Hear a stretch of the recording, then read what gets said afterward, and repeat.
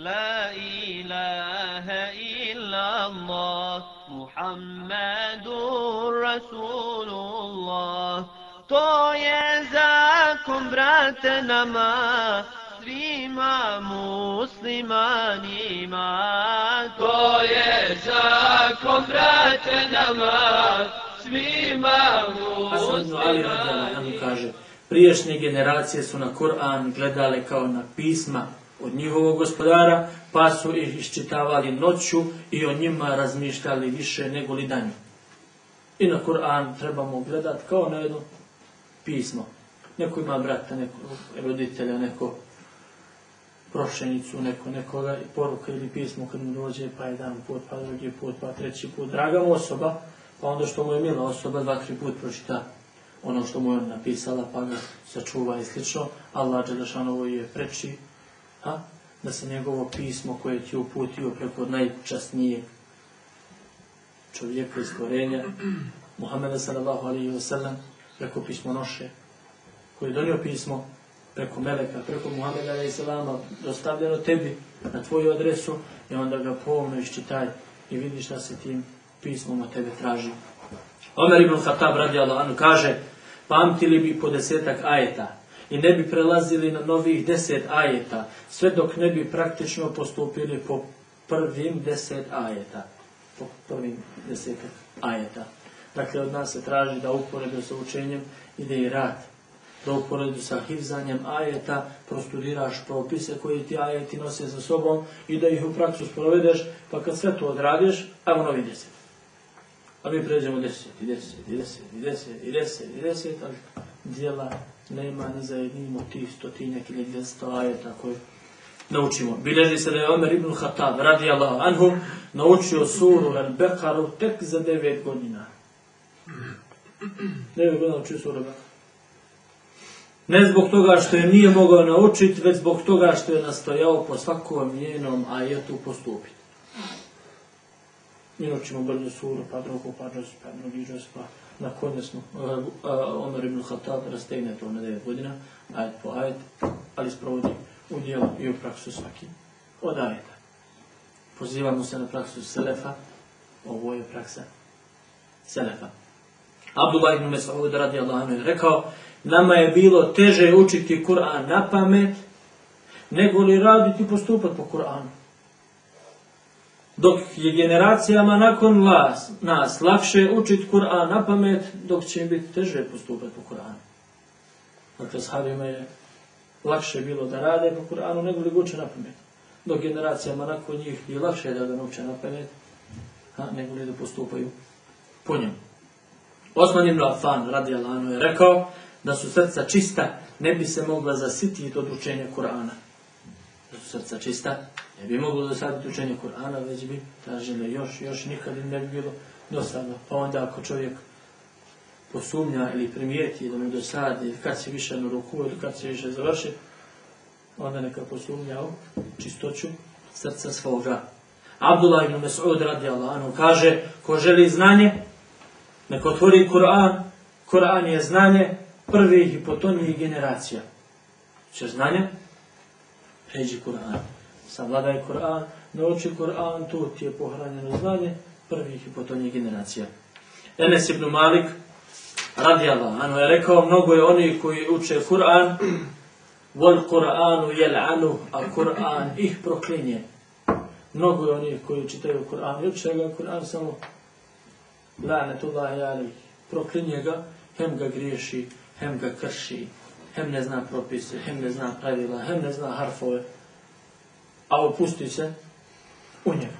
I onda je na nama da sve to fino zategnemo i na kraju da sve to propratimo tijelom i srcem i jezikom i očima i praksom, da nas Kur'an ne proklinje. Kako ono koji uči a griješi, a isto tako i onoga koji ga zna na pamet i dobro ga uči, a ga praksom svojom pobija ili krši. Imam ibn Abi Dunja bilježi sljedeće predaje. Inače, Imam ibn Abi Dunja je autor brojnih dijela koji su, što bi rekli, suptilne naravi, koji je pisao dijela o bolestima srca i sličnog, pa sam probrao kroz njegova dijela sve gdje je spominjao riječ Kur'an, pa sam vam od svega toga odebrao sljedeće predaje. Alija radijallahu anhu je rekao, najdraži kuranski ajet mi je Inna Allahe la yaghfiru an yushraka bih, Allah ne oprašta da se neko drugi obožava mimo njega, wa yaghfiru ma dune zalika limen yasha, a oprostit će sve mimo toga kome bude htio. Najdraži kuranski ajet, kaže Alija radijallahu anhu, što znači da prilikom iščitavanja Kur'ana pronađi sebi jedan najdraži ajet koji će ti biti uvijek na pameti, posebno od svih. Alija radijallahu anhu je rekao, ajet koji čovjeku daje najviše optimizma jeste o robovi moji koji ste se prema sebi ogriješili, ne gubite nadu Allahovu milost, Allah oprašta sve grijehe, on je taj koji oprašta i koji je milostiv. Dakle, Alija radijallahu anhu za svaku oblast je proučio po jedan ajet koji daje najviše optimizma, koji mu je najdrži, koji je ovakav ili onakav. Dakle, svaki ajet ima i svoju poruku i na taj način iščitavati i razumijevati. Preko toga bit će kuranski ajet. Ebu Ishaq, rahmetullahi alejhi, kaže, čuo sam Ebu Mejseru, kako kaže sljedeće, kamo sreće da me majka nikako nije rađala. Njegova žena mu reče, o Ebu Mejsera, zar Allah dželešanuhu nije lijepo postupio s tobom? Islamu te je uputio i Kur'anu podučio.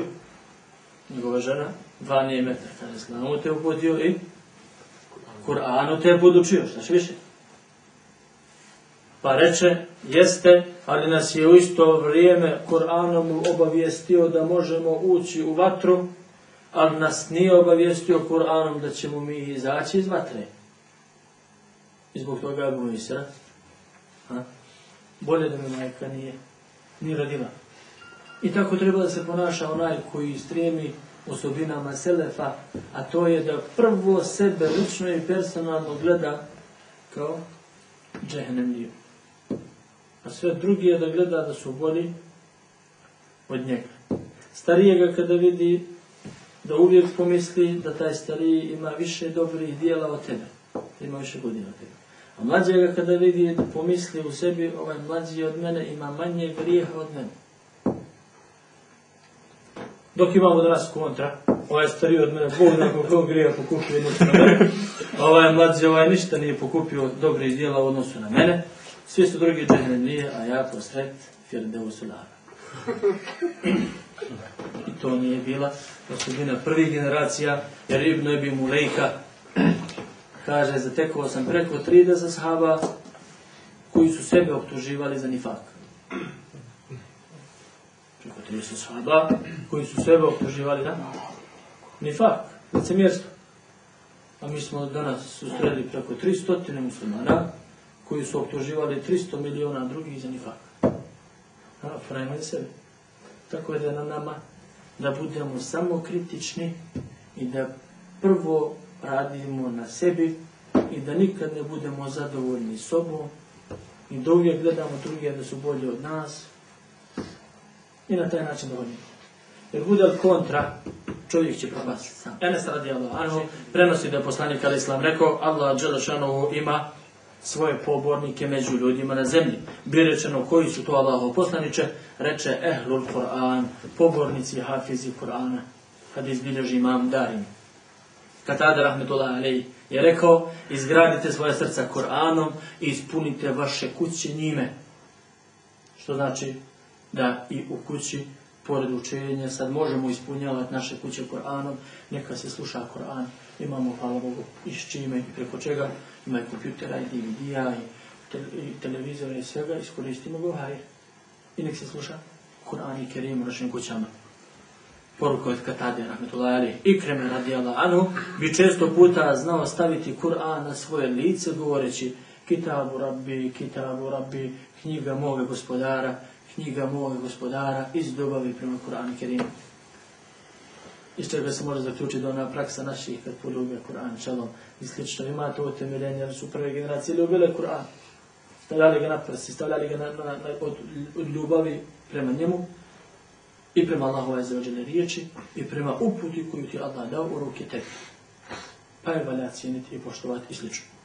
Abdullah ibn Mas'ud radijallahu anhu kaže, ko želi da vidi da li voli Allaha i njegovog poslanika, neka pogleda u to koliko i kako voli Kur'an, pa ako ga bude volio, on voli Allaha i njegovog poslanika sallallahu alaihi wa sallam.